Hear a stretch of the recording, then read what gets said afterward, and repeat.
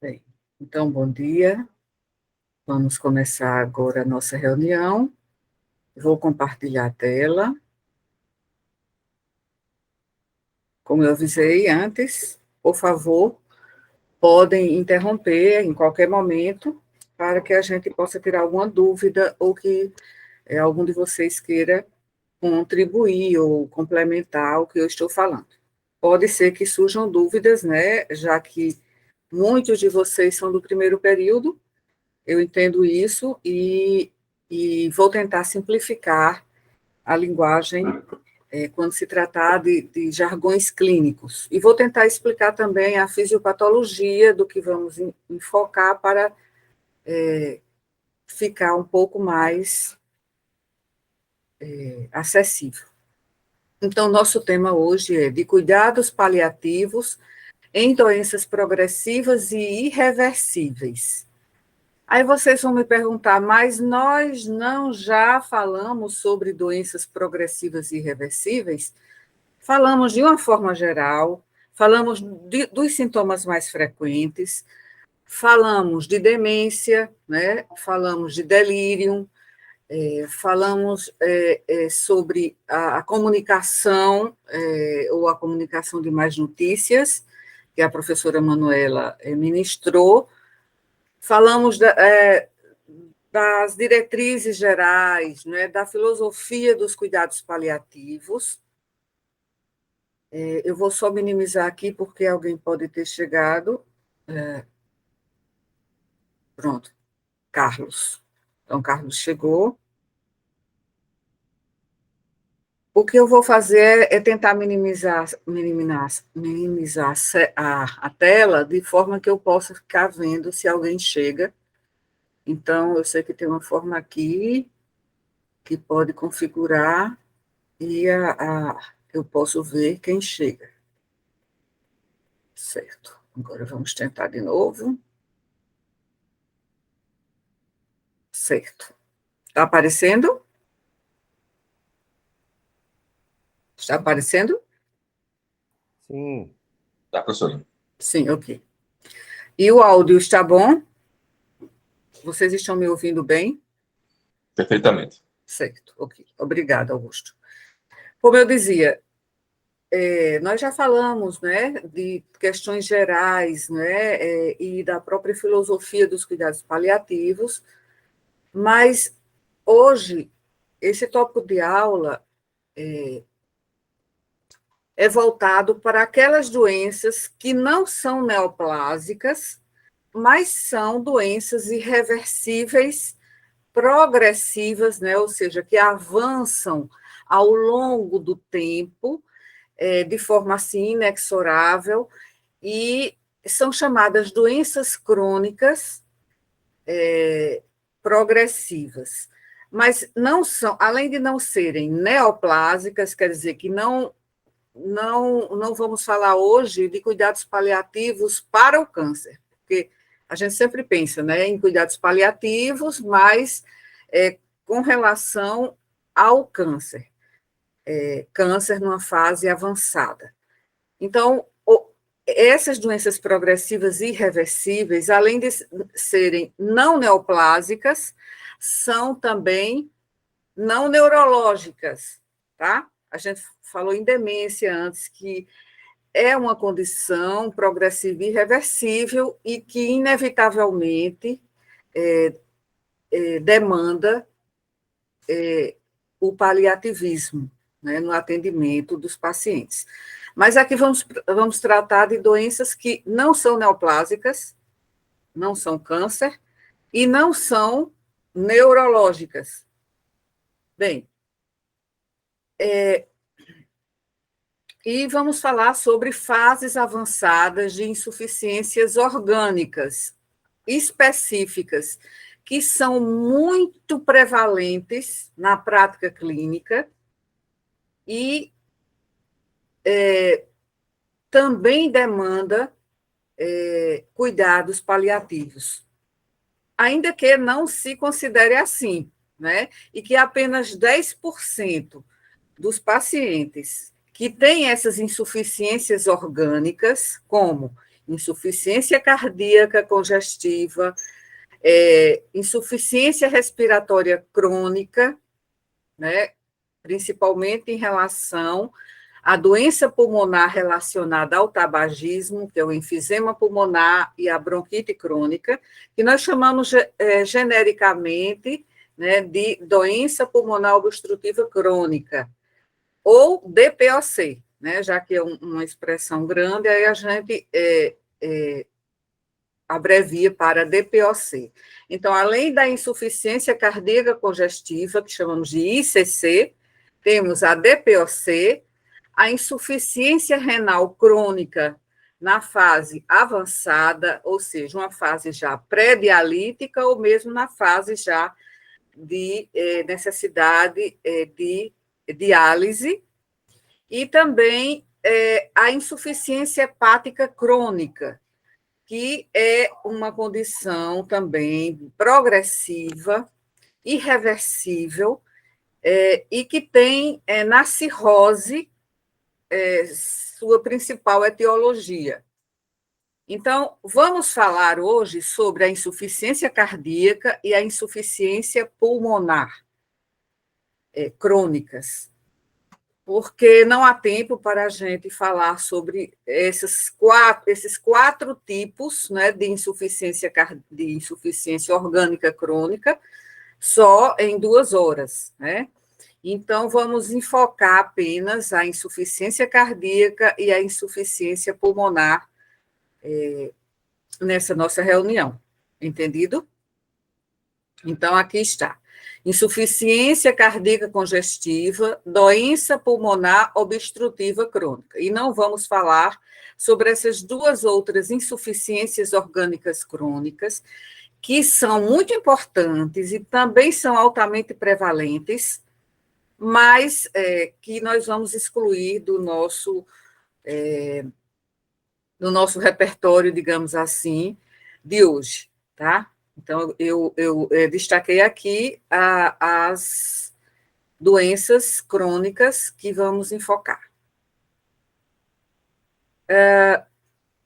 Nossos objetivos de aprendizagem são compreender os desafios dos cuidados paliativos desses pacientes em fases avançadas de insuficiências orgânicas, no caso cardíaca e pulmonar, reconhecer pacientes que tenham necessidades de fim de vida nestas condições e abordar o planejamento avançado de cuidados paliativos, a questão da gestão dos sintomas e metas, né, no contexto dessas condições em fase avançada. Eu aqui anteriormente eu tinha colocado conceituação geral, eu vou falar rapidamente e depois a gente vai retomar a fisiopatologia, mas eu vou conceituar. O que é insuficiência cardíaca congestiva?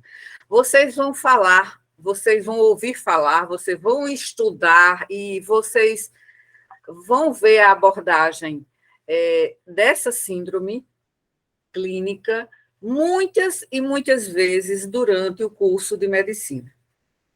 Então, talvez seja eu que esteja falando pela primeira vez nessa condição, né?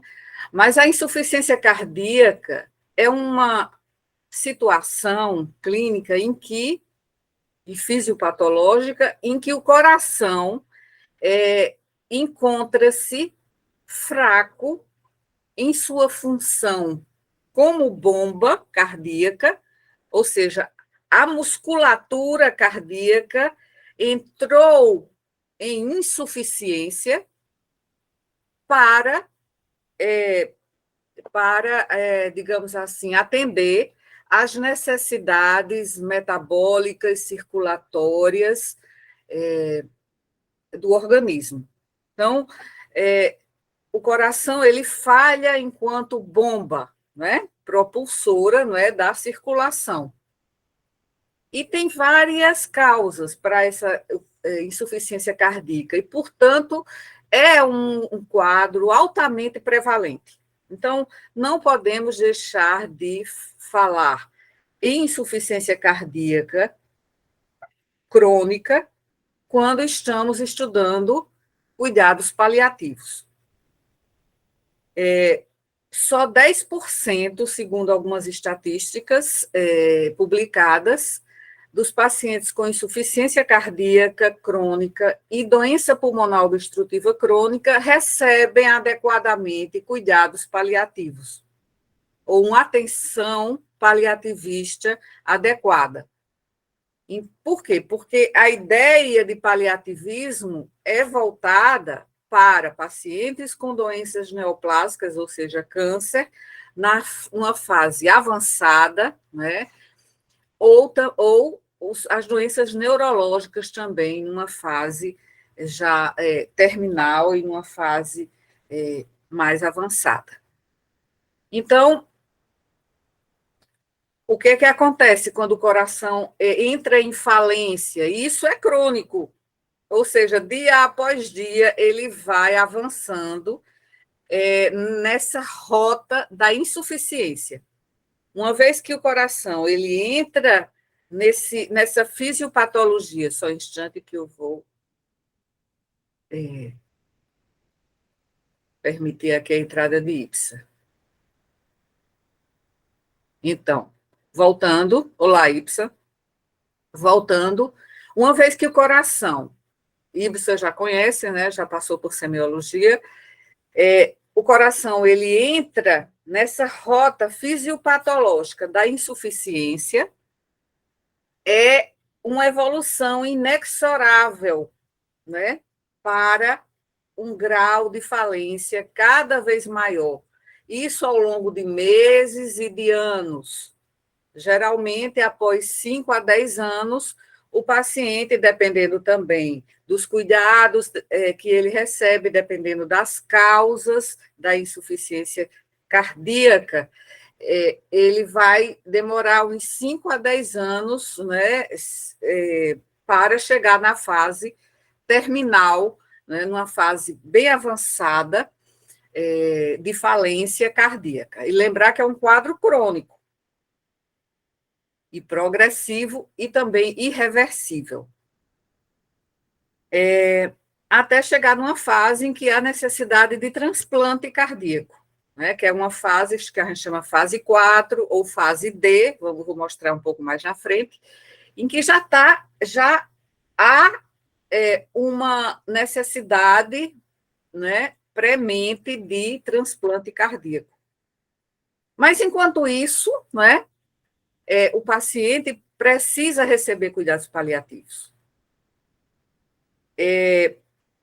A doença pulmonar obstrutiva crônica é aquela decorrente do tabagismo. Então, o tabagismo, ao longo de muitos anos, vai levar ao comprometimento tanto da parte alveolar, vai haver uma destruição dos septos alveolares, uma destruição daquelas paredes alveolares, e vai haver também uma lesão crônica da mucosa dos brônquios, que passam a apresentar uma hipersecreção, né, crônica, com edema, né, com um aumento do volume dessa mucosa e um quadro inflamatório crônico que favorece a ocorrência de infecções pulmonares repetidas, e cada vez que o paciente tem uma infecção dessa, que a gente chama de agudização, mais piora o seu quadro, né, patológico. Então, são duas doenças que são altamente prevalentes, são duas doenças que cujos pacientes, né, necessitam de cuidados paliativos. Então, vamos, uma vez feita uma conceituação geral, vimos já os objetivos de aprendizagem, e aqui nós temos novamente aquele quadro que vimos na primeira aula, ou seja, um diagrama mostrando a necessidade de atenção integral e continuada, né? Então, a necessidade de atenção a essas 4 dimensões: física, social e familiar, psicológica e espiritual. Então, no caso de doenças, aqui eu coloquei curso de especialização em cuidados paliativos, porque eu adaptei a aula que eu ministrei em um curso de especialização em cuidados paliativos no Hospital Universitário e adaptei, mas aí esqueci de tirar aqui, curso de especialização em cuidados paliativos.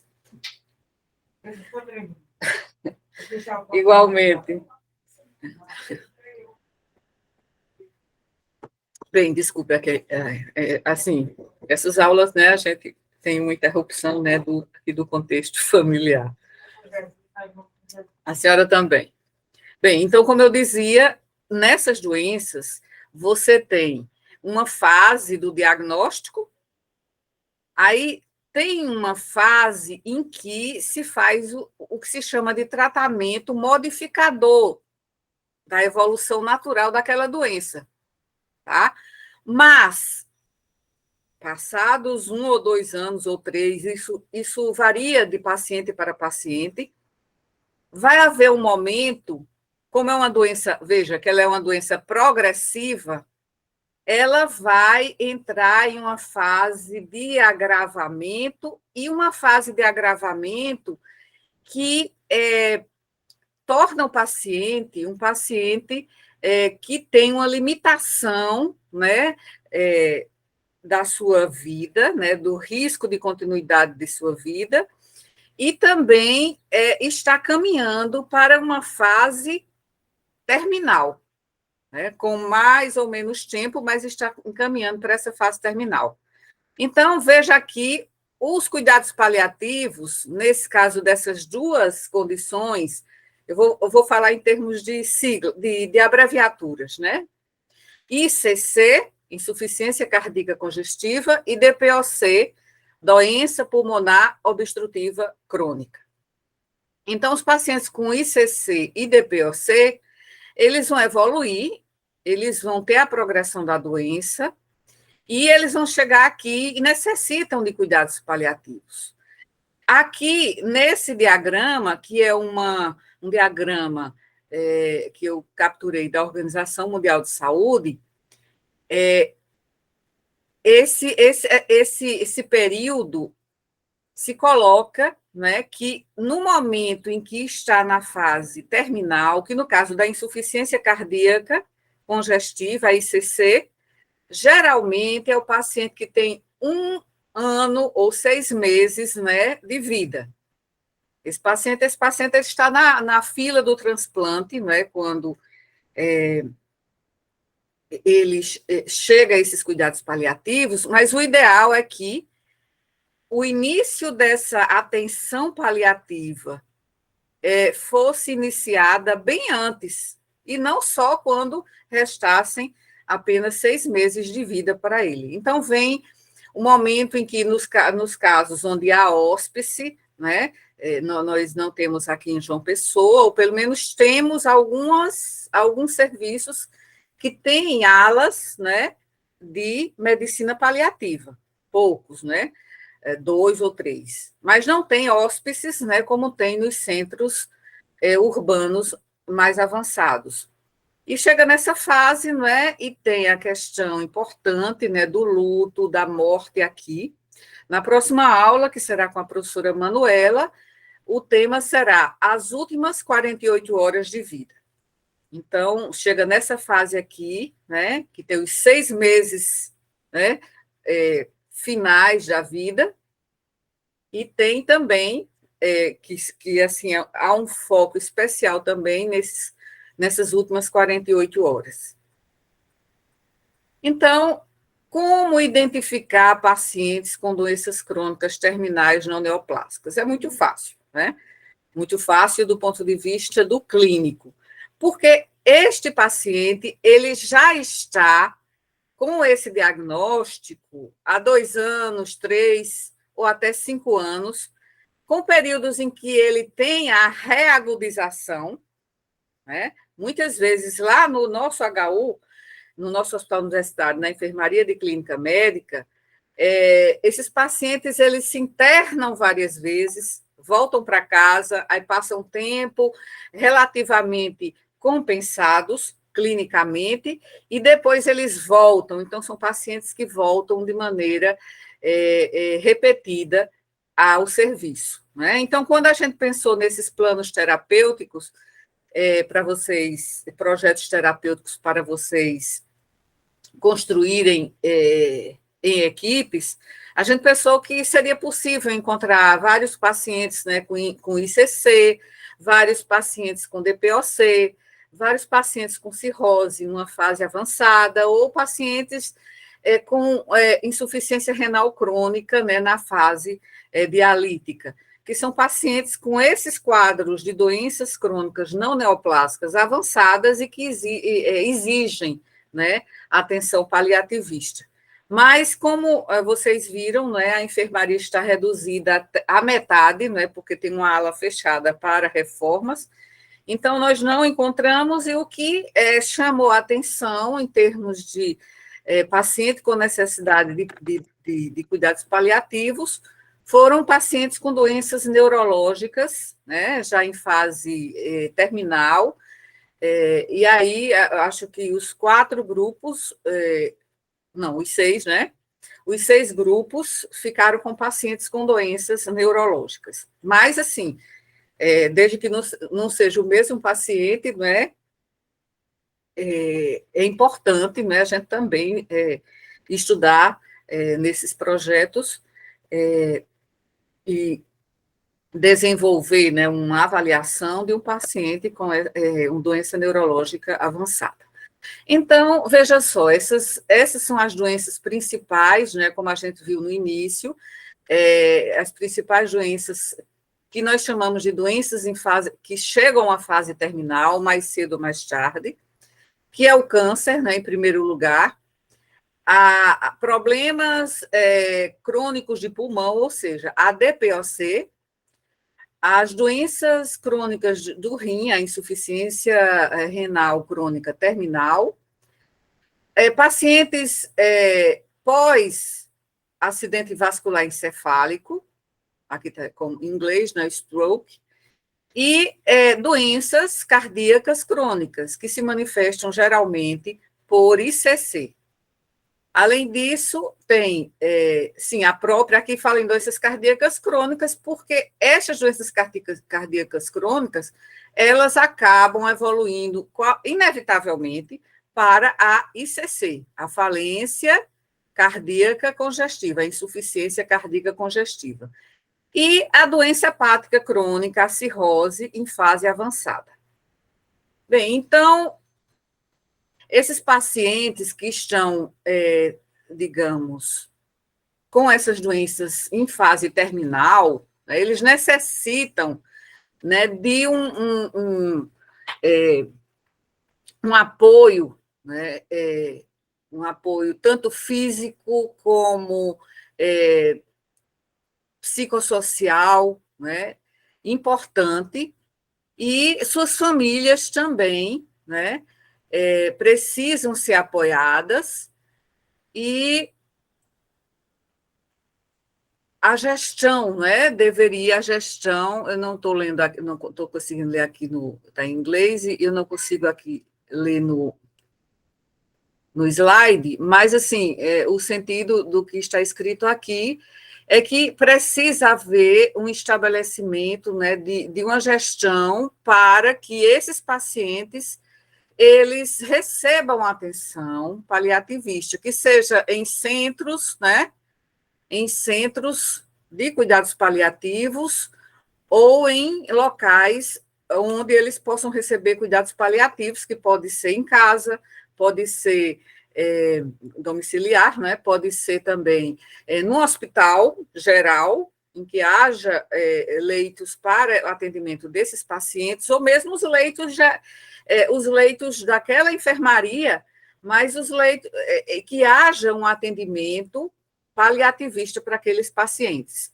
Ou esses hospitais que são voltados, que assim são chamados de hóspices, ou ainda instituições de longa permanência, né, para idosos, aqui nós temos várias, né, muitas vezes, muitas são instituições de caridade, outras são privadas, que também onde podem ser desenvolvidos esses cuidados, né? Então, esse é mais ou menos uma introdução que eu gostaria de colocar aqui, embora a gente já tenha discutido sobre isso. Bem, inicialmente, os cuidados paliativos, aqui a gente já até antecipou, eram oferecidos aos indivíduos com câncer. Mas, ao mesmo tempo em que esse tipo de cuidado ganhou importância, cresceu também o interesse em oferecê-lo a indivíduos portadores de doenças crônicas terminais não neoplásicas. Então, isso é novo, tá? Assim como a medicina paliativa, como especialidade médica, é uma especialidade nova, foi em 2011 que o Conselho Federal de Medicina instituiu essa especialidade como especialidade oficialmente, né, aceita a ser seguida pelos médicos na escolha de suas carreiras, né, de educação continuada. Então, veja que a medicina paliativa, ela é uma especialidade muito recente e, no início, se pensava sempre no câncer como, né, o problema que era o alvo principal da medicina paliativa. E, aos poucos, né, passou a haver esse entendimento que pacientes com doenças crônicas, que mesmo não neoplásicas e não neurológicas, mas que evoluem de forma progressiva ou irreversível, como essas duas que vamos estudar hoje, ICC e DPOC, tem indicação formal e, assim, imperativa, né, de cuidados paliativos. No Brasil, ainda não existe uma estrutura de cuidados paliativos adequada, nós já vimos isso na nossa primeira reunião, porque muitos pacientes em fase de terminalidade, eles continuam recebendo tratamentos agressivos no hospital para, digamos, como se fosse uma obsessividade terapêutica, né? E é o que se chama de distanásia, tomando medidas que são invasivas para o paciente e que são medidas fúteis, como também já foi abordado em outras reuniões nossas aqui na disciplina, e é o que se chama em bioética de distanásia. Não é eutanásia, certo? É distanásia. É a manutenção de um cuidado que, na verdade, é um cuidado obsessivo, que constitui uma obstinação terapêutica e que só faz o paciente sofrer e a família também, né? E o Brasil foi apontado, né, como o terceiro pior país para se morrer em um ranking, né, um ranking bastante difícil de ler, né, mas um ranking mundial sobre a qualidade de morte realizado em 2010 e publicado no importante jornal The Economist, certo?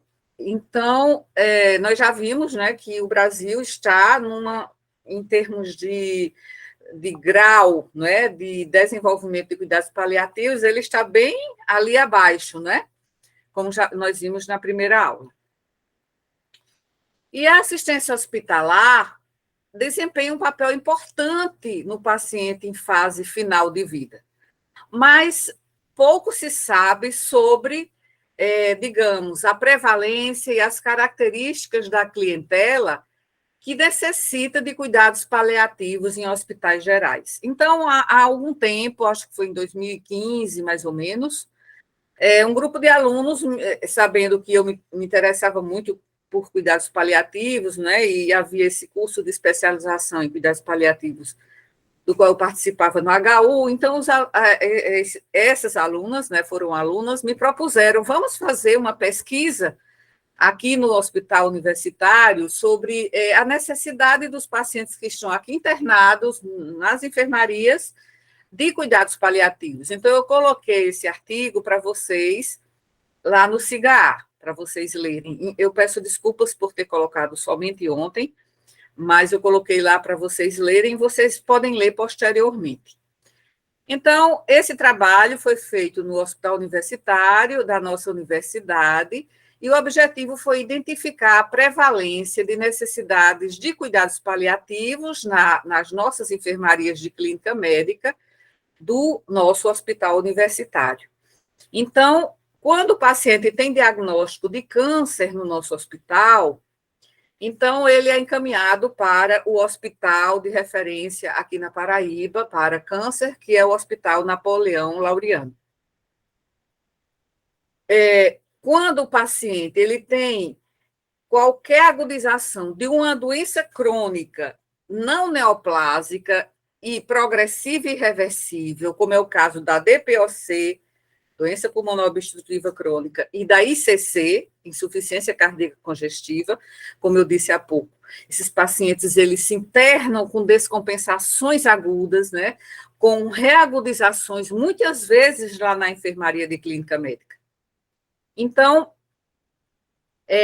esses pacientes, que são a maioria, nós também já fizemos uma pesquisa, aliás, 2, em diferentes momentos, e nós observamos que a maior parte dos pacientes internados lá na nossa clínica médica, no 5º andar, eles apresentam como doença de base insuficiência cardíaca congestiva, que é a principal. Em segundo lugar, agudização de doença hepática crônica, tanto que eu estranhei que assim, a gente não encontrasse, né, nesse momento, lá nas enfermarias, naquela nossa visita exploratória, pacientes com cirrose em fase avançada, né, mas isso se deve ao fato de ter havido uma diminuição do número de leitos, né, ativos nesse momento. Em segundo lugar, e depois, doença pulmonar obstrutiva crônica, que é a DPOC, né? Bom, os resultados, aqui é apenas o resumo do nosso trabalho, aqui é Rayara Vieira, que é uma das minhas alunas, inclusive foi o TCC dela. Os resultados aqui, resumidamente, mostraram que 27,5% dos pacientes internados lá nas nossas enfermarias, preencheram os critérios de indicação de cuidados paliativos de acordo com a presença de um ou mais critérios de terminalidade da ANCP, Associação Nacional de Cuidados Paliativos. Nós colocamos também no SIGA-A como material, né, esse manual da ANCP. A média de idade foi de 61 anos, mas assim, com uma variação importante de idade, né, de 15,6 anos, diferindo significativamente da média de idade dos pacientes que não preencheram os critérios de necessidade de cuidados paliativos. Então, observamos que a maioria dos pacientes que preencheram os critérios, né, de necessidade de atendimento paliativista, eles tinham uma média de idade maior, ou seja, claro, porque se eles tinham uma média de idade maior, eles já estão numa fase mais avançada dessas doenças crônicas progressivas. Então, eu coloquei esse trabalho lá no SIGA-A, esse trabalho cuja referência está aqui, que vocês podem ler e conhecerem a situação lá do nosso hospital. Isso foi em 2015, né, e aí foi publicado em 2017, e aí vocês podem até trazer subsídios desse trabalho para o relatório, né, do projeto que vocês estão construindo, se referindo à realidade lá da nossa enfermaria e onde os pacientes que vocês estão estudando estão internados. Tem essa figura também no trabalho, né, que são as frequências relativas dos critérios de terminalidade da ANCP que nós observamos na amostra. As doenças mais encontradas foram, nesse trabalho, que eu referi de ser mais frequente no HU de ser ICC, cirrose hepática avançada e DPOC avançada, foram em outros trabalhos, certo? Trabalhos que não estávamos avaliando cuidados paliativos, mais outros trabalhos. Neste trabalho aqui, que eu comecei a referir no slide anterior, as doenças de base mais encontradas foram doença hepática crônica e síndrome de fragilidade. Bem,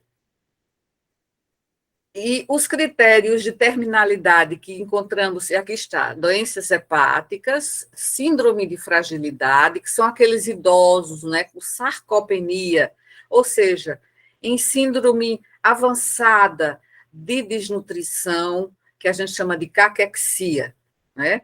Então, pacientes caquéticos com sarcopenia, que é justamente o quadro de grande depressão muscular, né? E esses pacientes, eles apresentam o que chamamos de síndrome de fragilidade. Muitos deles têm demência, quadros de demência avançada. Então, veja que aqui, em terceiro, em termos de frequência, foi as doenças cardíacas, né, que, na verdade, se expressam na fase final sob a forma de uma síndrome, que é essa síndrome da ICC, insuficiência cardíaca congestiva. Depois foi doença hepática com síndrome de fragilidade e demência com síndrome de fragilidade. Então, o câncer ficou, né, com 3,4% da amostra que nós avaliamos. Por quê? Porque os pacientes com câncer, geralmente, eles vão para outros serviços, a não ser que o diagnóstico seja feito no HU e mesmo assim, eles são encaminhados para o Hospital Laureano. Então, o que tem aqui é que nós precisamos sempre pensar nos potenciais benefícios de incluir esses pacientes, né, nos cuidados paliativos, né? Então, os benefícios são principalmente em relação à identificação precoce, né? Tanto para os pacientes quanto para as famílias, e ainda muito mais para os profissionais, os serviços, e incluem uma nova perspectiva, né? E desencadeia um processo reflexivo, né, sobre um atendimento humano, né, um atendimento que prioriza a qualidade de vida, o conforto, e afasta, né, cuidados que são, ou procedimentos, que a gente nem pode chamar de cuidados, né, são procedimentos fúteis, procedimentos que não vão ajudar o paciente, pelo contrário, vão fazê-lo sofrer e não vão trazer benefício algum, que é o que chamamos de distanásia. A ampliação gradual da abordagem paliativa, e isso tudo, claro, com a anuência, a concordância, o entendimento e, por consequente, a autonomia, né, através do planejamento antecipado de cuidados. Então, a família e o paciente, eles são parte, né, daquele cuidado que está sendo prestado ao paciente, mesmo que ele esteja lá no hospital.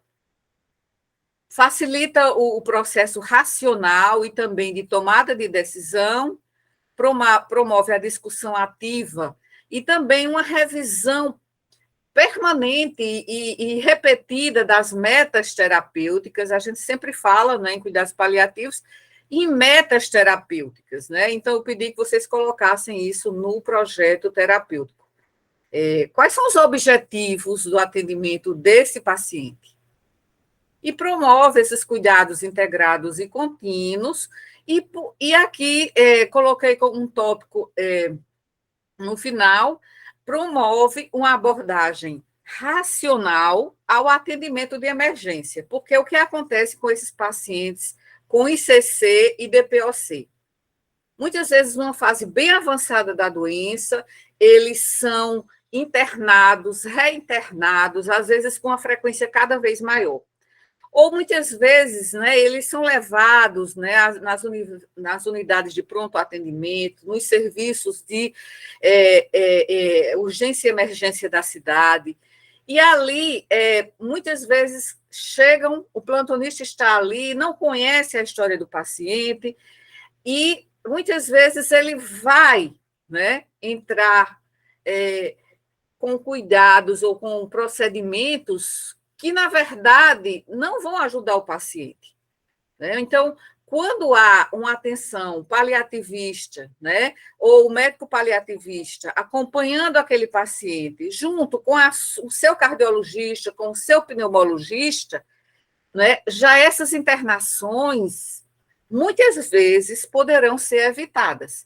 Cada internação piora o estado do paciente, embora alivie os sintomas, mas muitos estudos mostram que, quando ele é internado, a sua capacidade funcional diminui muito e sua fragilidade, de forma geral, aumenta. Então, quer dizer, o acompanhamento, né, por um paliativista ou de uma equipe paliativista daquele paciente que tem ICC já numa fase avançada ou tem DPOC numa fase avançada, vai ser extremamente benéfico para esse paciente. Então, ele não vai deixar de ser acompanhado pelo cardiologista, pelo pneumologista.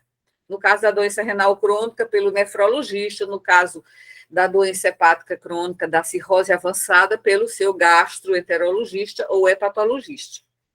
Mas ele vai ter o acompanhamento de uma equipe, né, que vai fornecer, né, a ele conforto, né, vai oferecer a ele uma melhor qualidade de vida naquele momento, naquela fase da sua doença.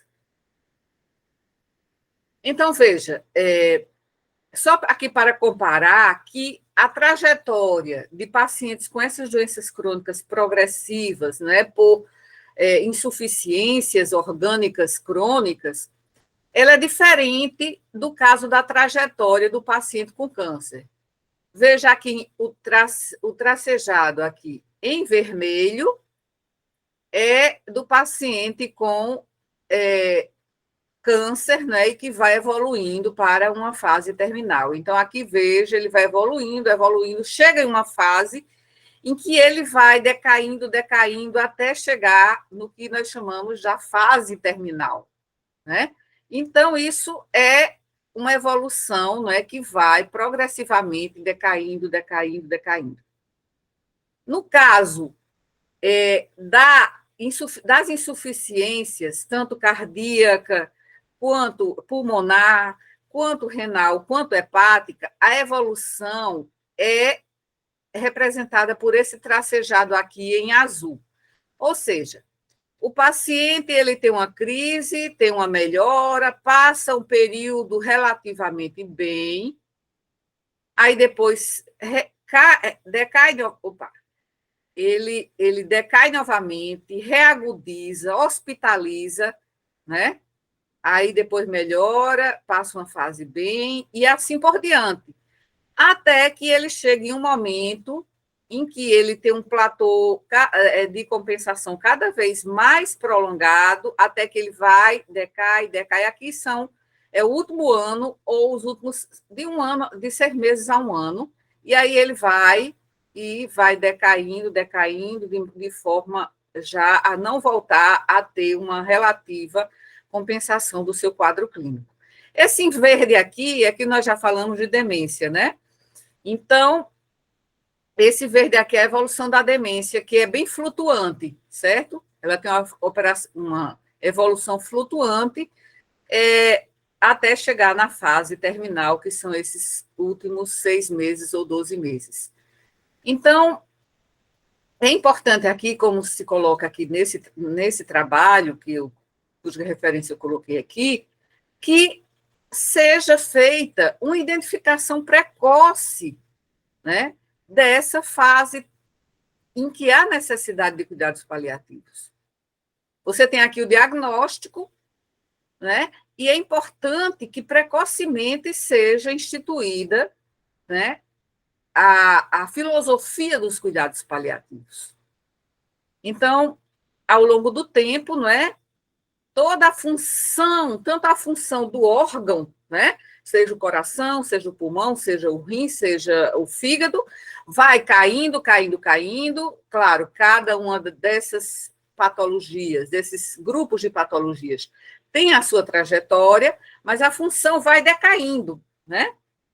Decaindo, e com isso, a vitalidade do paciente e sua capacidade funcional, consequentemente, sua qualidade de vida. Vocês estão entendendo? Então, só para a gente ver aqui, de uma forma mais, talvez mais precisa, o que eu falei antes, mas de uma forma mais específica. Então, aqui é o momento do diagnóstico, se faz uma terapêutica, né, a terapêutica para aquela doença de base,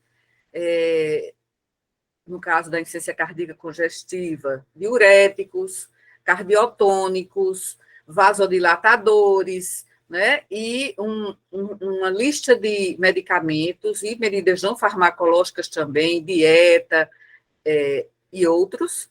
No caso da DPOC, medicamentos que dilatam os brônquios, né, medicamentos anti-inflamatórios. Então, isso aqui é uma fase em que se institui a terapêutica modificadora da doença, certo? Então, aí a doença ela vai avançar, porque ela é progressiva e irreversível. Aí a doença avança e vai para uma outra fase, que é uma fase de descompensações. Veja, que se aqui tem uma agudização, já nessa fase mais avançada, as agudizações passam a ser cada vez mais frequentes. Então, aqui, o médico que acompanha esse paciente já percebe que ele está, digamos, caindo, né, funcionalmente, de uma maneira rápida, né? E aí, nessa fase aqui, ele vai ter um aumento dos sintomas e um aumento da sua limitação funcional. Então, ele, além de ele ter, no caso da ICC e da DPOC, além dele ter dispneia, né, vocês já estudaram dispneia, aqui na disciplina, né, que é a dificuldade para respirar, a falta de ar. Nessas duas doenças, o que aparece de forma assim, mais dramática e mais frequente é a dispneia. Então, a dispneia se torna cada vez mais importante, né? E o paciente ele tem cada vez mais limitações. Se antes ele fazia um grande esforço e cansava, agora, depois ele passa a fazer um esforço de média intensidade e cansa, até chegar um momento em que ele faz um esforço de pequena intensidade, um pequeno esforço, como, por exemplo, se vestir, pentear os cabelos, né? Já cansa. E até chegar no momento que é a fase 4 da insuficiência cardíaca, ou a fase mais avançada da classificação de DPOC, em que ele tem dispneia em repouso. Então, veja que o quadro de limitação passa a ser maior ainda. E aí ele deixou antes, né, de caminhar, né? Já não conseguia. Depois ele passa a não conseguir caminhar nem dentro de casa. Depois ele já não consegue se alimentar sozinho, nem consegue tomar banho sozinho. Né? Então, é uma evolução inexorável, né? Entrando nessa rota de insuficiência orgânica, vai, ao longo dos meses, às vezes anos, só piorando, né? É uma palavra que tem sido muito usada, né? Que é algo que sempre está piorando, é chamado assim, ladeira abaixo, né? Então, é uma questão de tempo para chegar nessa fase aqui, né, do declínio dos últimos meses, últimas semanas e últimos dias, até chegar na fase. Isso é uma jornada, né? É uma jornada do paciente, da família, do médico que o acompanha, o seu médico principal, e da equipe paliativista. Aqui a fase terminal. Aqui só tem a mais em termos de informação nesse gráfico, o que eu coloquei aqui de internações hospitalares cada vez mais frequentes e o autocuidado mais difícil, né? E o tempo é mais ou menos de 2 a 5 anos, né? Pode chegar a mais, mas geralmente de 2 a 5 anos. E, às vezes, a morte parece que é repentina. Não, ele morreu de repente. Mas não é de repente. Ele teve doente durante muito tempo, cronicamente, aí, de repente, por exemplo, ele tem uma insuficiência cardíaca congestiva de anos, 5 anos, por exemplo. E, de repente, ele tem uma arritmia, né? Um edema agudo de pulmão e morre. Então, não é de repente, né? Por isso que eu coloquei aqui repentino entre aspas. E esses usuários, eles estão em diferentes locais, como a gente já conversou antes, mas aqui, o nosso paciente aqui, do nosso projeto terapêutico, é o paciente que está hospitalizado em uma enfermaria de clínica médica generalista, e ele não está no setor de cuidados paliativos, né? Mas ele está recebendo cuidados paliativos. Então, vocês, nesse projeto, vão fazer uma análise, vão fazer um estudo do que esse paciente que vocês estão estudando, se ele está recebendo a atenção paliativa que deveria receber, segundo o que já estudamos, e os materiais que vocês têm estudado, o que é que falta, né? Porque esse paciente ele não está em um serviço de cuidados paliativos com equipes paliativistas. Não temos paliativistas lá no nosso hospital, infelizmente, mas logo, logo, eu acho que já está sendo observada essa necessidade, né? Então, eu até mostrei o resultado desse trabalho, na época, a administração do hospital na época, e eu mostrei o resultado, né? E até muitas pessoas se interessaram para, digamos, desenvolver, né, uma filosofia, né, de atenção paliativista no hospital. Tanto que já tem o curso de especialização lá no hospital, de 2 anos, né? Parece que chegou alguém. Só um momento, por favor. Laís. Pronto. E aí vai acabar havendo. O nosso hospital universitário é um hospital grande, né? Mas, na verdade, ele é de médio porte, né? É de médio porte. Então, em outros hospitais, em centros mais avançados, como em São Paulo, no Rio, em Belo Horizonte, Brasília, né? Já há, né, nos hospitais, alas, né, de cuidados paliativos, alas ou enfermarias de cuidados paliativos. E também existem os hóspices, né? Então, isso aqui nós já falamos, né, inicialmente, nesse nosso encontro também. E aí, aquela pergunta que foi colocada num dos slides anteriores. Como a gente identifica pacientes com insuficiência crônica de órgãos e que necessitam de cuidados paliativos? Bom, tem cuidados paliativos, assim, deveria ser desde o início, mas muitas vezes tem aquela fase, né, em que se vai fazer um tratamento modificador da doença, né, esses que eu citei, né, e tem uma fase em que esse paciente ele precisa de cuidados paliativos. Então, como é que nós reconhecemos isso, né? Então, há 2 formas de reconhecer isso. Primeiro, você se fazer a pergunta-chave. Eu me surpreenderia se esse paciente morresse nos próximos 6 meses. Então, um médico que tem uma certa experiência clínica já, né? Mesmo um médico já que fez a sua residência médica, né, e que já viu muitos pacientes com essas doenças crônicas, ele pode refletir sobre isso, embora seja um critério altamente subjetivo, mas é extremamente útil, né, quando a gente precisa fazer essa identificação. E o outro é uma identificação mais objetiva, que é feita por meio da avaliação da capacidade funcional. Como é que nós fazemos essa avaliação? Agora, enquanto eu tomo um pouco de água, eu vou esperar que vocês, não precisam abrir a câmera,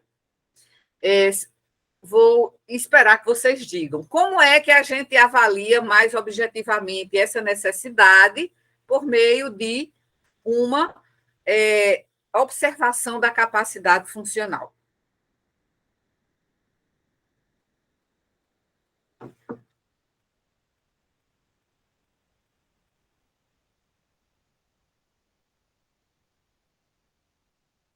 Eu estou aguardando.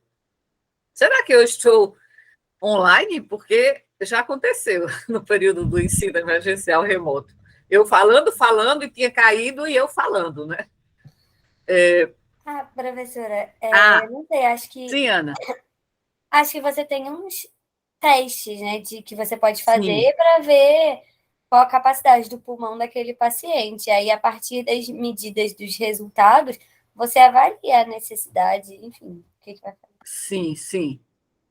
Eu só estou alterando aqui o som para ver se eu poderia ouvir melhor. Mas talvez seja aí no seu dispositivo, não é, Ana? Eu entendi. Avaliar a função. Mas eu quero justamente, tem duas formas de avaliar a função, é o critério B e o critério C. Na avaliação da capacidade funcional geral do paciente, O que é que a gente usa? O Carlos falou aqui no chat de ver alguns parâmetros de exames, tipo nível de albumina. Sim, podemos usar níveis de albumina. Mas eu estava pensando em exame, tipo, físico mesmo, não exame de laboratório. Eu não tô, os exames de laboratório, eles são complementares e são altamente necessários, mas eu quero saber de formas de avaliação que não são exames complementares, nem laboratoriais, nem espirometria, nem ecocardiograma. Eu estou falando, vamos falar disso também, mas tem uma outra forma que na medicina paliativa é extremamente importante você avaliar pacientes que estão, por exemplo, com insuficiência cardíaca congestiva em fase avançada, ou quando você, será que esse paciente está precisando do apoio de uma equipe de cuidados paliativos? Né? Além dessa primeira pergunta, que, como eu disse, é subjetiva, mas também é um dos critérios, tem mais dois tipos de avaliações que um não envolve exames complementares, né? O outro, que é o C, aqui o C, envolve. Então, eu vou pegar água, porque minha água acabou. Enquanto isso, vocês vão pensar e discutam aí e me digam como a gente faz a avaliação da capacidade funcional desses pacientes, tá certo? Então, volto já, vou fechar aqui a minha câmera e volto já.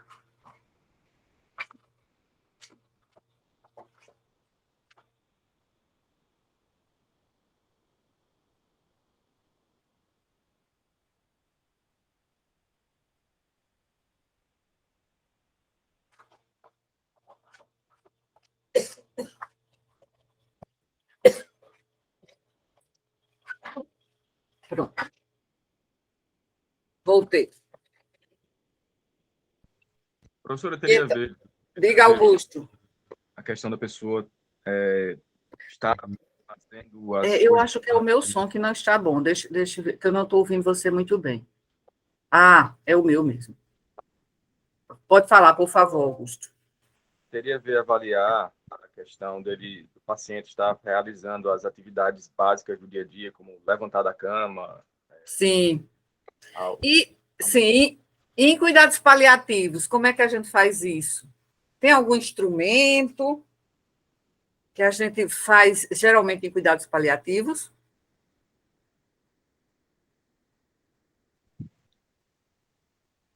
Vocês já começaram a fazer o projeto terapêutico? Já. Então, naquele projeto terapêutico, tem como fazer essa avaliação, um desses tipos de avaliação. É por aquelas escalas? Sim, muito bem. Era isso. É por aquelas escalas, Lorena, né? O PPS e a escala de Edmonton, né? É por meio dessas. Peraí. Ah, Y falou também, né? Certo. Então, peraí, ignorar. Então, nós fazemos avaliação da capacidade funcional, tem até aquele aplicativo que você pode usar, que eu já enviei para vocês o link, né? Ou melhor, o nome para vocês podem baixar no seu celular, alguns até já baixaram. E, por fim, a avaliação de critérios específicos, ou seja, depende da doença, que é isso que vocês falaram, exames complementares, e que são critérios de gravidade ou de progressão. Então, com esses 3 parâmetros aqui, você vai observar se um paciente com ICC, um paciente com DPOC, um paciente com insuficiência renal crônica avançada, ou o paciente com doença hepática, com cirrose avançada, se eles têm indicações, têm necessidade de cuidados paliativos, se é um momento, inclusive um momento em que eles já estão precisando, né, desses cuidados paliativos. Oi. Não estou conseguindo aqui avançar.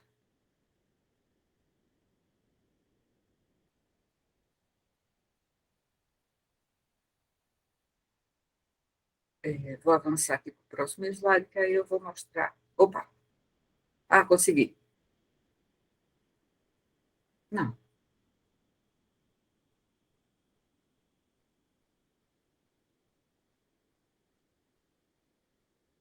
Não consegui avançar para o próximo. Eu vou parar a apresentação, interromper, e vou novamente compartilhar a tela. Uma janela. Este material eu enviei para vocês pelo SIGA. Pronto. Aqui está. Então, veja, aqui, escala de Karnofsky, né? Que é o PPS, outra forma de chamar, né? Mas escala de Karnofsky, que são critérios gerais. Espera aí, anterior. Certo. Que é uma forma de avaliar a gravidade ou progressão, ou seja, é a funcionalidade do paciente. E são escalas, há muitas outras escalas para avaliar funcionalmente um paciente, principalmente em geriatria. Tem a escala de Bartle, a escala de Katz, tem muitas escalas, mas essas escalas são para avaliar a gravidade ou progressão, a funcionalidade do paciente, específicas para cuidados paliativos. Então, aqui vocês têm a escala de Karnofsky, né? Então, 100% quando ele não tem a clínica dele, né? Parece até que ele não tem doença, né? Então, ele está com a capacidade funcional de 100%. Então, raramente os pacientes com essas doenças já numa fase mais avançada, eles vão estar sem queixas.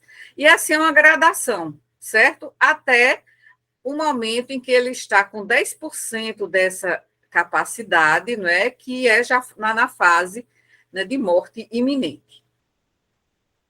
Aqui está a escala propriamente dita, né? Aquela ali só são os scores. Aqui está a escala, não é? Então, se ele deambula, aí você vai, olha, quando está completa a deambulação, é quando ele pode andar, ele consegue se locomover, ele consegue marchar, andar, certo? Então, de acordo com o estado dele, certo? Você vai atribuir essas notas.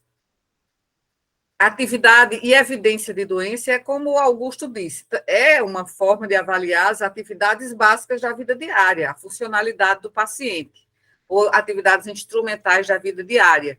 Então, atividade e evidência de doença, autocuidado, a ingestão, né? Se ele está com a ingestão normal ou reduzida, né, se ele precisa, até o último grau, né, dessa questão de ingestão, em que ele precisa de receber a alimentação, né, com auxílio de um cuidador ou de uma cuidadora. E o nível de consciência. Então, por meio desses vários parâmetros, você vai estabelecer uma nota, e uma nota de 40 abaixo, né, é uma nota que indica que o paciente está com indicação, né, já clara de cuidados paliativos.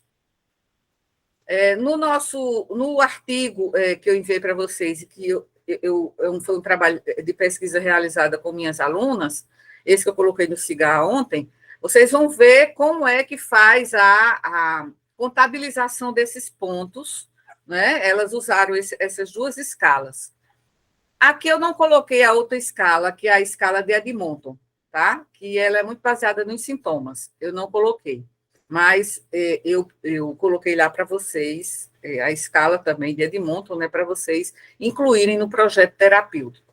E nesse estudo de pesquisa que eu fiz com minhas alunas em 2015, nós usamos as duas escalas, né? Além dos critérios da NCP. Então, na insuficiência cardíaca, especificamente, é naquele passo C. Eu vou voltar aqui, anterior. Deixa eu ver aqui. Aqui. Veja que os critérios são essa primeira pergunta, né, que nós já mencionamos, avaliação funcional por meio da escala APPS, né, e também a escala de Edmonton, e, por fim, esse item C aqui, que é a avaliação de critérios específicos, né, de acordo com a doença de base, DPOC, ICC e as outras doenças que eu citei. Então, vamos aqui. Por exemplo, na insuficiência cardíaca, os critérios são estes aqui, tá? Você vai levar em conta tanto a classe funcional, ou seja, tem uma classificação funcional, que eu coloquei um pouco na frente, que ela tem já quase 60 anos, é da Associação Americana de Cardiologia, em que ela define 4 graus, que eu até já comentei há pouco, para avaliação clínica funcional do paciente, né? Grau 1, 2, 3 e 4, né? Grau 1, sintomas aos pequenos, dispneia, né? Que é o sinal cardial, né, desse quadro, quer dizer, vai ter edema, vai ter tosse também, mas a dispneia acontece aos grandes esforços, 2, aos médios, 3, aos pequenos esforços e 4, aos grandes esforços. Então, é a classificação funcional desculpe, não é na Associação Americana de Cardiologia. Tem 2 classificações. Aqui ainda é mais usada, a tradicional, é a da Associação de Cardiologia de Nova York, certo? 3 e 4, ou seja, dispneia aos pequenos esforços e dispneia em repouso, são critérios indicativos de que o paciente tem necessidade de cuidados paliativos, ou então ele tem uma doença que não é operável, não tem uma forma, porque, como eu disse a vocês antes, a insuficiência cardíaca, a ICC, ela tem várias causas, pode ser uma doença na válvula cardíaca, tricúspide, mitral, a aórtica pulmonar, pode ser uma doença coronariana, que acaba levando a um comprometimento do músculo cardíaco, pode ser uma doença miocárdica primária, né? Pode ser uma doença secundária à hipertensão arterial. Então, outro critério, dispneia em repouso aos mínimos esforços. Só esse aqui, né, é uma classificação, mas isso aqui já faz parte da classificação funcional, né, da New York Heart Association. Sintomas físicos ou psicológicos de difícil controle, apesar do tratamento máximo tolerado. No ecocardiograma, então, isso aqui vocês não viram ainda, mas é a fração de ejeção abaixo de 30%, né? Ou então, uma pressão na artéria pulmonar acima de 60%. Isso aqui eu só estou citando porque vocês ainda não estudaram, claro.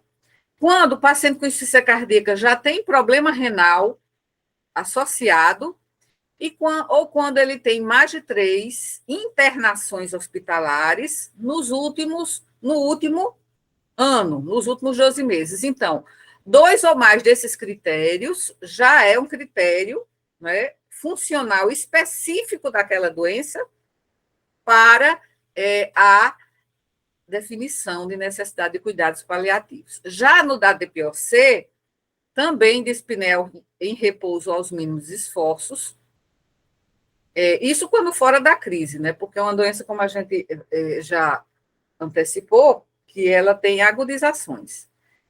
Sintomas de difícil controle, como no caso da ICC. Aqui, ao invés do ecocardiograma, o ecocardiograma ele avalia a função cardíaca, né?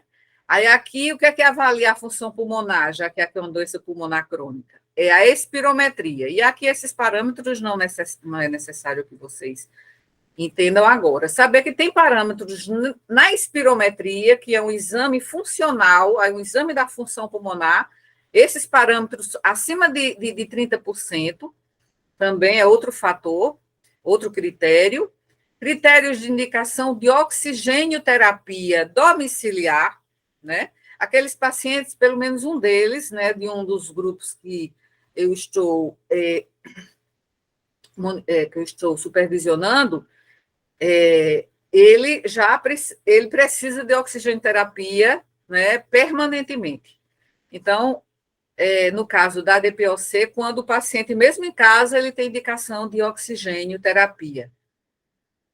Comorbidade com insuficiência cardíaca sintomática, ou seja, ele tem insuficiência cardíaca bastante sintomática, além disso tem diabetes, tem outras doenças.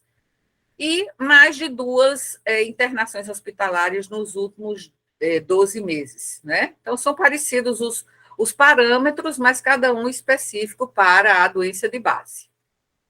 Então, vejam que chegamos a essas 3 maneiras de avaliar se o paciente tem necessidade de cuidados paliativos. Bom, aqui eu já falei para vocês, né? Já está aqui no material que eu enviei, certo? Que esse arquivo aqui, né? Falando sobre a insuficiência cardíaca congestiva, tá? E eu acabei já falando antes. Aqui também já apresentei como é que é a evolução, né? O paciente ele vai tendo agudizações, certo? Aí depois vai passando a ter agudizações cada vez mais frequentes e menos tempo de compensação, né? E a cada vez que ele tem mais hospitalização, né, mais grave está a doença dele. E mais comprometida está a função cardíaca. Então, esses dados aqui, gente,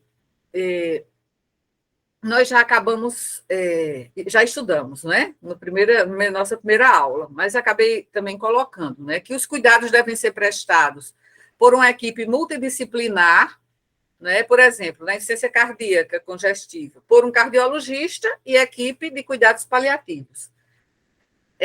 Também o paciente pode ser acompanhado por uma equipe de cuidados paliativos na atenção primária, né?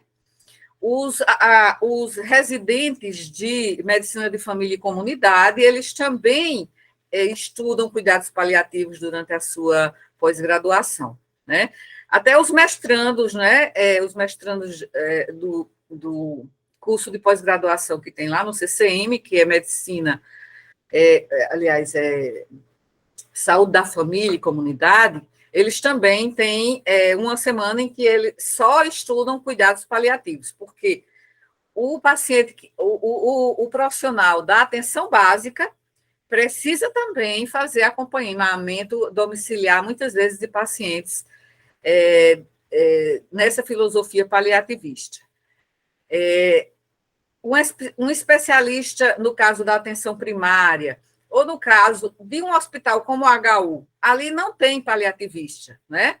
Então, são os clínicos, por exemplo, são os geriatras, os pneumologistas, os cardiologistas, os residentes em clínica médica que acompanham os pacientes, mas não tem um paliativista, um médico especialista. Então, o ideal é que tenha um especialista, pode ser também uma enfermeira, né, que possa fornecer uma consultoria, o que se chama em atenção primária de matriciamento, né, que é como se há necessidade, muitas vezes, de um especialista para opinar sobre determinadas situações em cuidados paliativos. Equipe de atendimento domiciliar, né? Há muitas equipes, tem equipes privadas, né, aqui, e em termos de trabalho na atenção primária, né, não existe o matriciamento por um paliativista, né, mas a equipe da saúde da família, ela precisa saber dos princípios, né, e das diretrizes de cuidados paliativos para poder atender o paciente que depende do SUS, né, e que está em casa e que necessita de cuidados paliativos. E aquela questão da necessidade de boa comunicação, e também é importante que haja uma coordenação do cuidado. Né? Quem é que gerencia? No caso da atenção primária e da estratégia de saúde da família, quem gerencia ou é o médico ou a enfermeira. Tem que ter alguém que está gerenciando. Né? Ou, se for um paciente da medicina privada, é o cardiologista, no caso da ICC, é o pneumologista, no caso da DPOC, certo? E o hóspice aqui, como eu disse, nós não temos, mas também faz parte dessa assistência. Bom, gente, aqui eu fiz uma fisiopatologia que muitos desses aspectos fisiopatológicos aqui, eu acho que vocês talvez já tenham visto em fisiologia. Vocês já viram fisiologia do cardiovascular?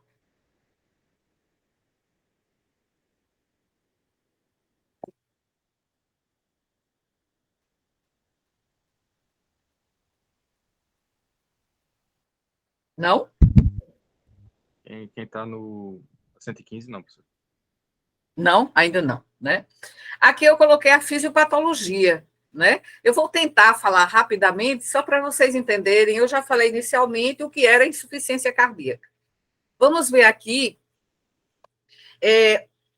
quais são, né? Qual é a rota fisiopatológica desse quadro. Inicialmente, a função ventricular, principalmente o ventrículo esquerdo, sofre um dano e reduz a sua função de contratilidade, né? A sua função que a gente chama de inotrópica positiva. Aí ele entra na rota da insuficiência cardíaca. Vai haver uma queda do débito cardíaco, né? E do volume minuto do coração. Aí acontece o quê? O organismo, né? A natureza responde com determinada ativação ou ativações de mecanismos de feedback, né? No caso aqui, são neurohormonais.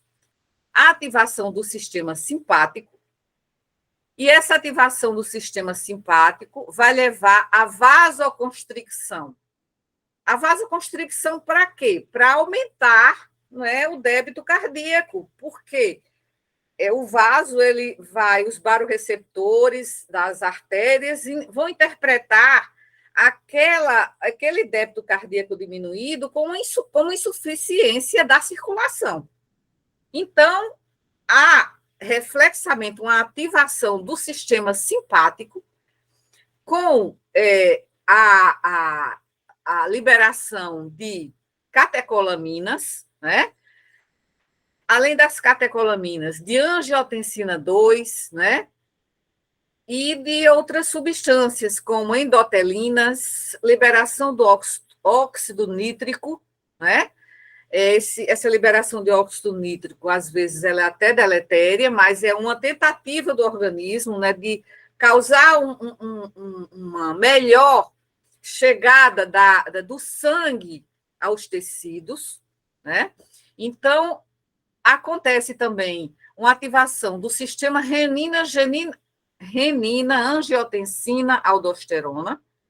Esse sistema a angiotensina-aldosterona, toda a cascata, por isso que diz neurohumoral, porque são hormônios que vão ser liberados, isso só do ponto de vista fisiopatológico, é o organismo que está respondendo, tentando compensar a insuficiência do coração.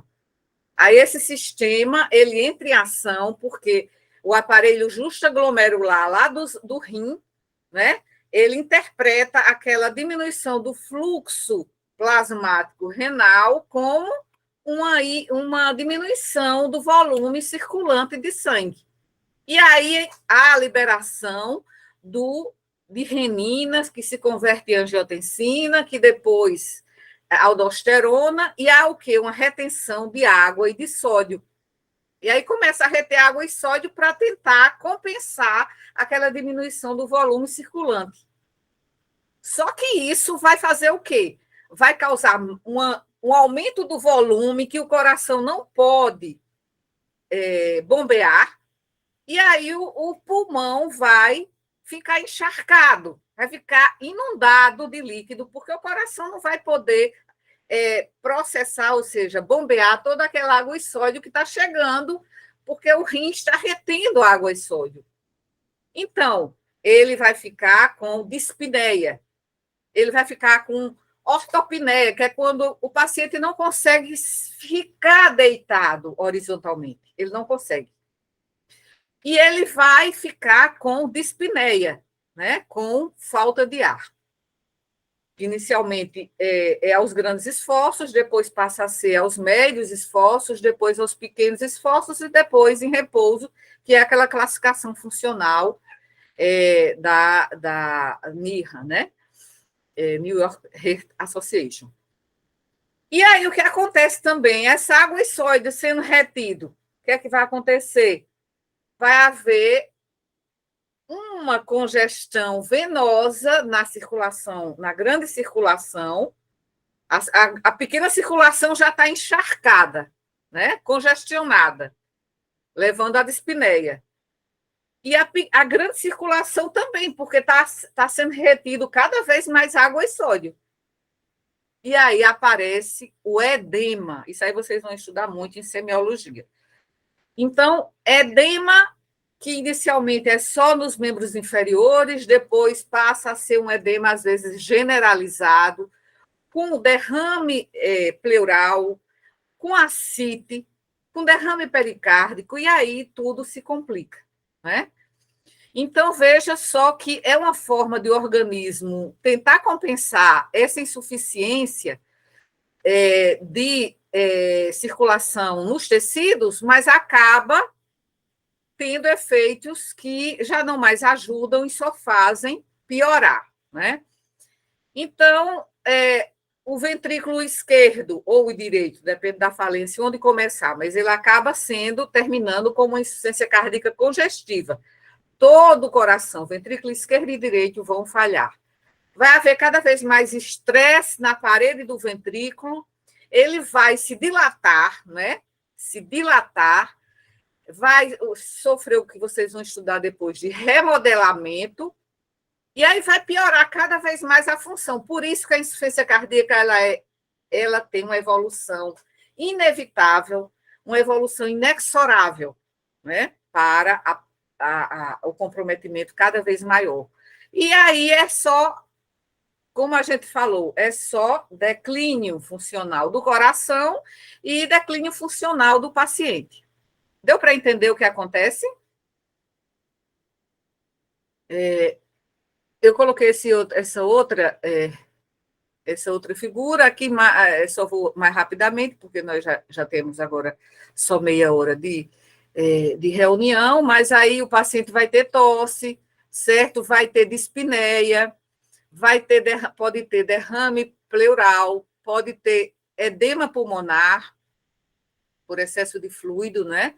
Vai ter o coração ficando cada vez mais fraco, ascite, né? que é ascite, é líquido na cavidade peritoneal. E vai ter edema de membros inferiores, certo? Aqui, olha o paciente como ele fica muitas vezes. Ele precisa ficar sentado, por quê? Porque a congestão pulmonar com fluidos lá no pulmão, porque o coração não pode bombear, porque está fraco e cada vez mais fraco, isso ao longo de meses e anos vai piorando, aí no raio-x a gente veria assim, né? Vocês não viram ainda, mas no quarto período acho que vocês vão ver diagnóstico por imagem. O coração aqui, essa área aqui, branca, o coração está dilatado, certo? Que é o que a gente chama de cardiomegalia. E o pulmão aqui dá para ver congestão venosa também. Então, o paciente aqui, ele fica sentado, às vezes, à noite, ele não consegue se deitar, né? O fígado está bem aumentado, veja, o edema de membros inferiores. Aqui o paciente na insuficiência cardíaca congestiva, muitas vezes a paciente também tem cianose, né? Por quê? Porque os tecidos periféricos estão com pouca nutrição, com pouca oxigenação. E os membros inferiores ficam assim. Aqui, ó, ao fazer uma compressão, principalmente numa área sobre uma saliência óssea, fica uma depressão. Aqui eu já falei para vocês, pequenos, grandes e médios esforços. Aqui, de novo, com a fisiopatologia, já falei. A dispneia, certo? Aqui os pacientes ficam muitas vezes em posições que aliviam, né? Instintivamente, ele já fica naquela posição, que alivia a sua falta de ar. Por quê? Na medida em que ele fica numa posição, né, com o tórax elevado e os membros inferiores mais num plano inferior, o que é que acontece? Diminui o retorno venoso para o coração. E aí o coração, né, tem a sua exigência, a exigência a ele está diminuída, certo? Só um instante, Guilherme. A exigência a ele está diminuída. Então, o paciente, geralmente, ele não consegue dormir, a não ser que ele, no início, quando se usa diurético, para jogar fora esse líquido em excesso que está no organismo, e também medicamentos que ativam a força de contratilidade do coração, né? Como tem vários... tem substâncias que fazem aumentar essa função inotrópica do coração, aí ele vai bombear um pouco mais, melhor. Vasodilatadores que fazem com que a resistência dos vasos, né, ao débito cardíaco diminua, que a gente chama de vasodilatador. Então, há uma série de medicamentos que vão aliviar esse quadro. E aí se vai fazer essa medicação por muito tempo. A dieta com pouco sal, né? E várias outras medidas não farmacológicas. Mas isso vai progredir, e vai haver essa fase em que o paciente, mesmo em repouso, ele está com dispneia, fora da crise, e que esses medicamentos já não fazem mais efeito. E ele está na fase 4, né? E ele está com indicação, só o que vai ajudá-lo é um transplante cardíaco, certo? De novo.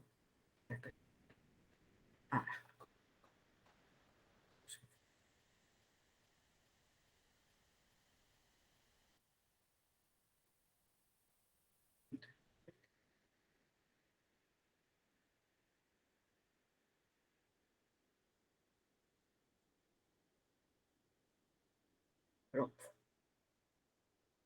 Eu ver aqui na nossa... Aqui eu coloquei, mas isso aqui é só uma comparação, né? Porque eu estava me referindo àquela classificação da Associação Americana de Cardiologia, certo?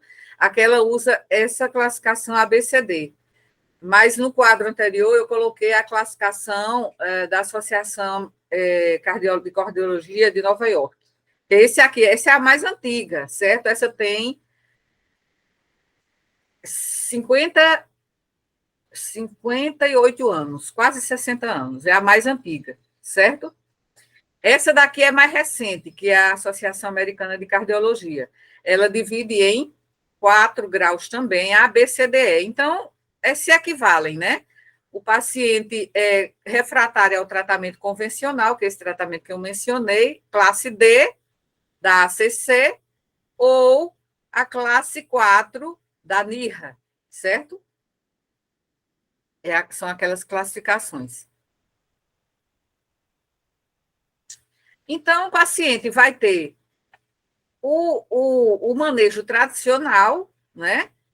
E os cuidados paliativos. Aí vai ter controle dos sintomas, vocês estudaram, né, dispneia, numa aula com a professora Manuela, apoio psicossocial, promoção da qualidade de vida, né? O que já foi mencionado antes sobre dispneia. Aqui tem alguns também, antes do transplante, enquanto se espera o transplante, às vezes o paciente ele é beneficiado com uma ventilação não invasiva, né?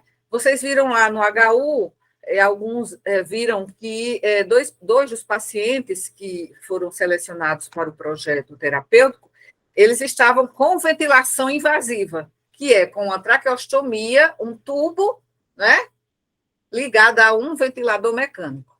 Esse aqui é uma ventilação não invasiva, mas que ajuda o paciente. Muitas vezes ele está em casa, mesmo no hospital, e que nós chamamos aqui de CPAP, tá? Jogando pressão positiva, ajuda o paciente a respirar melhor. Então, o paciente, muitas vezes, em cuidados paliativos, ele recebe esse tipo de ventilação não invasiva e ajuda muito. Tem o CPAP e tem o BIPAP também. Então, veja que aqui o quadro, vocês vão ler aqui autoexplicativo, a evolução é essa, tá? Até ele chegar numa fase, fazendo aquele ABC, ou seja, aquela pergunta, avaliação funcional pela escala de Edmonton e o PPS, né? A Palliative Scale de Cuidados Paliativos, e a classificação específica da doença, né? Então, aí você já precisa, né, pensar em cuidados paliativos para esse paciente. E aqui eu coloquei uma história, nós temos aqui 11h37, eu vou ler a história para vocês. A história de João. João tem 46 anos, casado, engenheiro agrônomo, com 2 filhas entre 15 e 22 anos.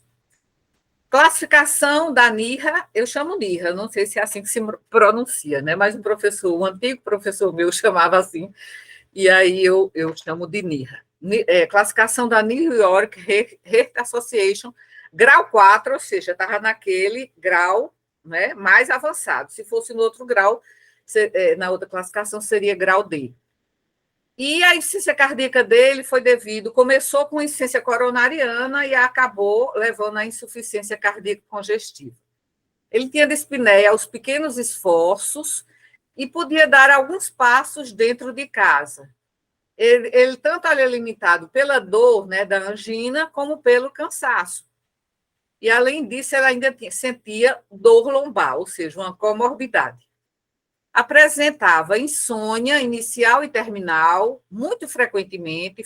Insônia inicial é a dificuldade de pegar no sono. E terminal é quando o paciente acorda, por exemplo, 3, 4 horas da manhã e não consegue mais dormir. Ele perdeu o interesse e prazer em atividades que antes eram apreciadas, né? É o que se chama de anedonia, ou a perda do prazer na vida. Ele está com auxílio-doença há 4 anos, sendo reavaliado periodicamente pela perícia do INSS. Ele se preocupa com a situação financeira da família porque a sua esposa não trabalha, não tem um trabalho remunerado e as 2 filhas estão em escolas privadas. Mora em uma casa financiada pela Caixa Econômica e faltam 3 anos para sua quitação e a esposa está preocupada com o futuro. Não tem visto seus 3 irmãos que se encontram sempre ocupados com o trabalho. Seus pais morreram de infarto e de acidente vascular encefálico. Plano e metas para João. Então, que desafios João nos apresenta na sua abordagem paliativa? Quais são os problemas que ele apresenta? Né? Então, você vê que vai desde problemas clínicos da própria doença de base até problemas psicossociais importantes, não é? Psicossociais, porque ele já tem um quadro já sugestivo de depressão e já tem a preocupação, né, com o sustento da família e o futuro da família, né? Quais são as suas necessidades de fim de vida? É aquelas metas que eu falei para vocês. São aqueles objetivos do plano terapêutico.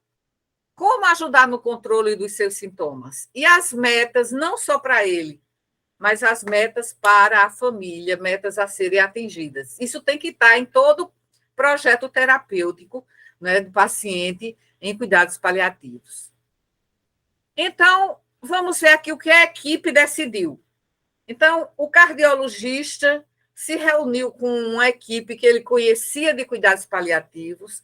Ele teve a feliz ideia, né, de contactar uma equipe de cuidados paliativos para ajudar aquele paciente. O cardiologista, na sua área, ele fez uma titulação dos níveis de antagonista da enzima conversora da angiotensina, que são medicamentos que levam à vasodilatação e melhoram o débito cardíaco, certo? São medicamentos sempre usados na insuficiência cardíaca congestiva. Mas, às vezes, é preciso titular, ou seja, verificar se esses níveis estão adequados, certo? Então, ele fez isso, que é da sua especialidade, é o que ele já vem acompanhando o paciente, e também já encaminhou, né, esse paciente para a avaliação para transplante. Ele fez a sua parte. Então, conversando com a equipe de cuidados paliativos, a equipe pensou, vamos ter que ter uma cama de hospital em casa. Aquela cama, não é, que nós vimos os pacientes lá no HU, não é uma cama qualquer, ela tem um colchão, né, ou um colchão d'água, ou um colchão de casca de ovo, que é um colchão que diminui os riscos, né, daquele paciente de desenvolver complicações, principalmente úlceras de pressão. Então, uma cama de hospital em casa, e também para facilitar, né, a elevação da câmara, elevação da cabeceira, para ele ficar mais confortável e respirar melhor, né? Aquela cama que vocês já viram lá no HU. O controle da dispneia, ou seja, aquelas medidas que a professora Manuela falou, acho que na segunda aula aqui da nossa disciplina. Ele tem já uma comorbidade, que é uma doença, provavelmente é ou uma hérnia de disco, ou uma artrose de coluna, e que essa dor está também incomodando o paciente. Então, fazer analgesia para essa dor, fisioterapia, tanto respiratória quanto uma fisioterapia para o problema vertebral, né? Terapia ocupacional para que ele possa, né, esquecer um pouco os problemas e ter uma distração. Terapia ocupacional. Também seria, ele é um profissional autônomo, né? Seria bom se houvesse um consultor financeiro para ajudá-lo, né? Um conselheiro de adolescente. Aí essas pessoas não estão na equipe de cuidados paliativos, né? Mas podem ser contactadas, né? os adolescentes, né, eles estão numa fase complicada, geralmente é uma fase complicada do ponto de vista psicossocial, tanto para os adolescentes quanto para a família, ainda mais quando o membro da família, que é o provedor, né, está nessa situação, né, de insuficiência cardíaca grau 4, né? Então, seria ideal que houvesse também um apoio psicológico, né, tanto para ele, o paciente, quanto para a esposa, né, quanto para os filhos. E a própria equipe poderia fazer uma abordagem de terapia cognitivo-comportamental pela própria equipe, né? Que são aqueles e também aquelas questões espirituais, né? Que a professora Manuela, ela disse que não chegou a ministrar aula, mas ela falou na aula de comunicação. O antidepressivo, né? Que não tem efeitos cardiológicos, uma cadeira de rodas para que ele possa se mover de forma independente e até uma área, né, ao ar livre na sua casa. Isso tudo promove, né, estímulo e conforto ao paciente. E o encaminhamento para um hóspice, né? Então, ele não conseguiu o transplante, o cardiologista, que é por isso que é importante que tenha um coordenador da equipe. Então, aqui, digamos que seja o cardiologista, ele comunica a sua ideia de que o paciente possa ser atendido por uma equipe de hóspice. Eu não sei se vocês já viram aqui na cidade, tem clínica chamada hospital residencial, né? Esses hospitais residenciais, eles podem prestar assistência em casa aos pacientes que preferem receber atenção domiciliar, certo? No caso de pacientes que só dependem do SUS, esses pacientes podem receber a visita, né, do médico, da enfermeira, da equipe, né, de cuidados paliativos, aliás, da equipe da Estratégia de Saúde da Família, em sua casa, né? Então, ou se não houver condições, o melhor seria para o paciente estar em casa. Se não puder, né? Então, muitos pacientes que têm um poder aquisitivo mais desfavorável, e eles, muitas vezes, a família não tem condições de atender às suas necessidades. E aí, ele vai para o hospital universitário e fica muito tempo lá. Muitas vezes eles são transferidos de lá para, por exemplo, o Hospital Padre Zé, certo? E ficam lá no Hospital Padre Zé. E muitas vezes se eles tiverem condições melhores, vão para casa. Mas sem condições em casa, a família não pode fornecer o apoio, a atenção e o cuidado que ele necessita, ele pode também ficar, dependendo do que a família pensa, depende muito da família, né? A família é essencial. Se a família achar, né, que não tem condições, então esse paciente pode ir para uma instituição de idosos, né? Se não tiver condições de ir para um hóspice, né? Bom, o médico, como é que ele pode fazer isso, né? Se comunicar com a família e falar sobre isso, né?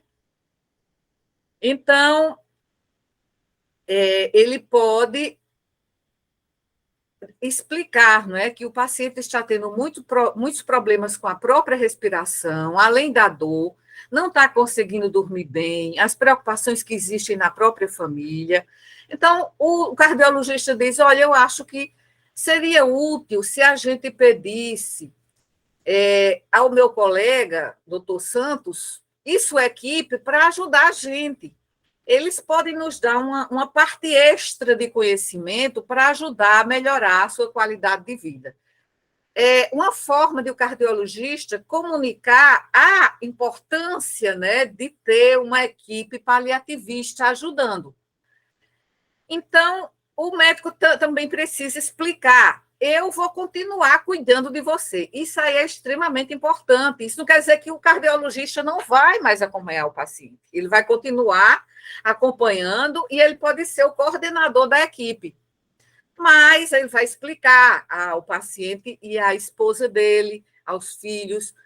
Mas vocês vão continuar com todos o melhor tratamento que nós temos para a sua insuficiência cardíaca, né, aguardando na fila de transplante, mas eu quero ver se nós podemos fazer você e sua família se sentir um pouco melhor. O doutor Santos é um médico paliativista, trabalha em um hospice, não é? Aqui, digamos que em João Pessoa já houvesse um hospice, né? Ele trabalha, ele também vê pacientes no hospital onde está internado o paciente, não é? Ou em suas próprias casas. Então, isso é o quê? É comunicar à família, certo? O médico que acompanha, comunicar à família que é importante que tenha esse acompanhamento, que pode ser em casa, mas, se houver necessidade, não é, a transferência eventual ou não para um hospice. E qual foi a evolução de João? Vamos ver aqui se dá tempo até o final dessa nossa sessão. A evolução de João. Ele teve a sua mobilidade melhorada, por quê? Porque a dor nas costas melhorou e ele teve um melhor gerenciamento da sua dispneia, né? Com uma cama, um leito de hospital que promovia uma posição melhor do paciente, e não apenas colocar, né, um monte de travesseiros para ele ficar com a cabeceira elevada. Ele está dormindo melhor. Por quê? Porque ele conversou com a equipe e a equipe explicou de uma forma acessível a ele como é que ele pode ter mais conforto, né, sem tirar a esperança dele, sem dizer, olha, você não tem mais, claro que jamais, né, você não tem mais o que fazer. Sempre há o que fazer, né, e dar esperança àquele paciente. Mostrar que a família pode ter outros caminhos para, no futuro, você pensa que esse paciente ele não está ali com insônia. A insônia não é só a dispneia, a insônia é a preocupação quando ele não estiver mais aqui, como ficará a sua esposa e a sua família, né? Então, pensar e discutir essa questão financeira, como vai ficar a família, o futuro da família também é muito importante para ele, né? Então, por isso, a terapia cognitivo-comportamental, oferecida pela própria equipe ou por um especialista, uma assessoria, pode ajudar muito, né? Então, essa família, ela redescobriu o seu papel, né? Os filhos começaram a ler para o paciente, né? Os filhos, né, começaram a escrever coisas que o paciente queria escrever, ou o próprio paciente, não é um paciente com uma boa formação, né? Uma boa formação escolar, né? Tem uma boa escolaridade, ele mesmo pode escrever, né? Escrever sua história. Os adolescentes, crianças, né, ficaram mais tranquilos, voltaram à escola, né? E ficar mais tranquilo. Só a tranquilização dos adolescentes e da esposa já ajuda a tranquilizar o paciente. Ele evoluiu psicologicamente melhor. O antidepressivo, já depois de uns 15 dias, já melhorou o ânimo dele. A esposa já ficou mais tranquila também. E com a titulação do IECA, que é o inibidor da enzima de conversão da angiotensina, se encontrou uma dose ideal para ele e houve uma melhora dos seus sintomas. Que bom, não é? Que bom. Agora é uma evolução mais adiantada de seu João, nós temos 6 minutos, e eu vou ler aqui a evolução, porque, como eu disse, a evolução ela é inexorável, certo? Não é porque não é câncer, porque não é demência, que ele não vai continuar evoluindo, né? Então, se ele não receber o transplante, ele vai evoluir até né, chegar naquelas últimas 48 horas. Então, ele, nos 3 anos que se seguiram, ele foi acompanhado pela equipe de cuidados paliativos em várias ocasiões, ou seja, um acompanhamento contínuo. Os membros da equipe faziam visita a ele e à sua família em casa, conversavam, né, avaliavam, né, se ele estava realmente confortável, se as metas do plano de tratamento paliativo estavam sendo seguidos. Ele foi várias vezes ao hóspice, porque descompensou muito, foi ao hóspice, né, mas aí voltava para casa. E cada vez que ele se estabilizava, né, ele voltava para casa. Ele permaneceu sob os cuidados da equipe de cardiologia, do cardiologista. Também tinha um clínico geral que passou a acompanhá-lo e os enfermeiros da equipe de saúde da família do seu território, né?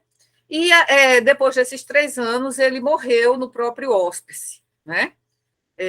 Com a família, no momento ele estava com a família. E não vai haver tempo, mas eu coloquei aqui alguns dados sobre a DPOC, certo? Nós não vamos colocar nenhum caso de DPOC na avaliação, porque não deu tempo a gente conversar, mas eu já tinha enviado aqui para vocês, se vocês quiserem ver, são cuidados específicos, fisiopatologia, certo? Em relação à DPOC.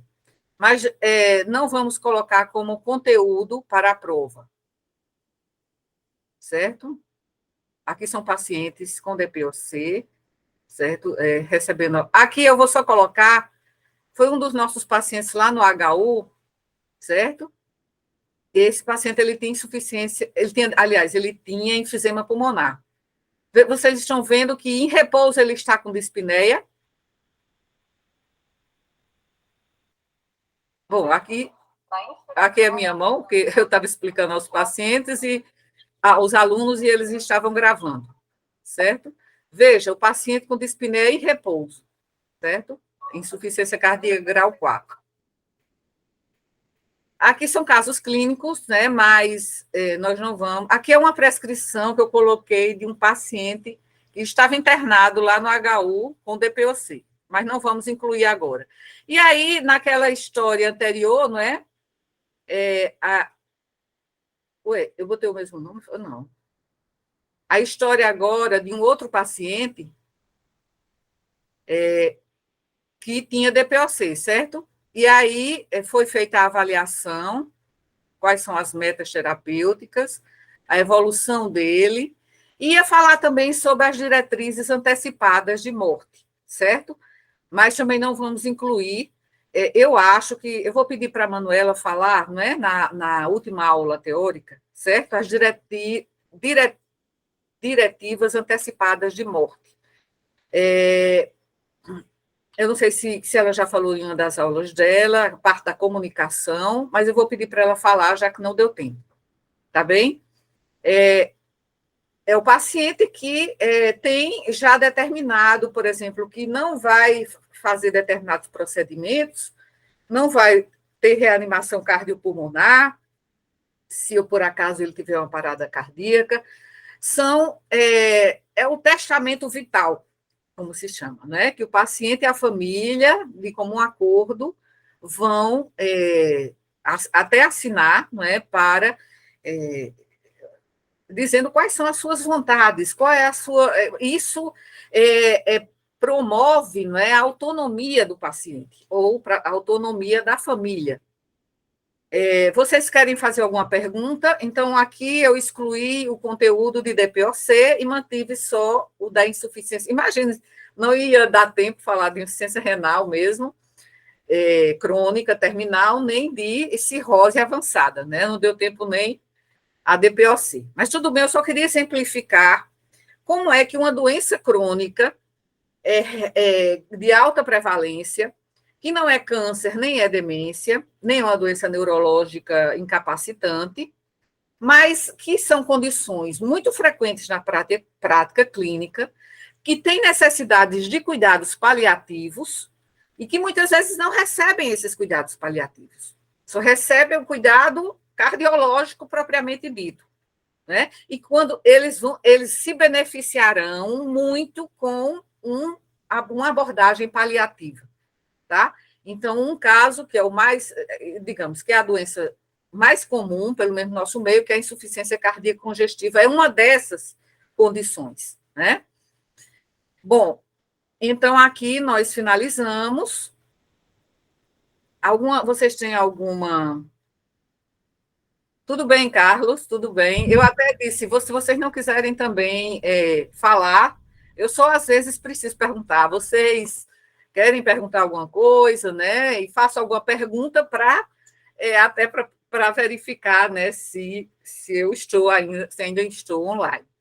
Mas eu pergunto agora se vocês querem fazer alguma pergunta ou alguma observação. Professora, Oi, Augusto.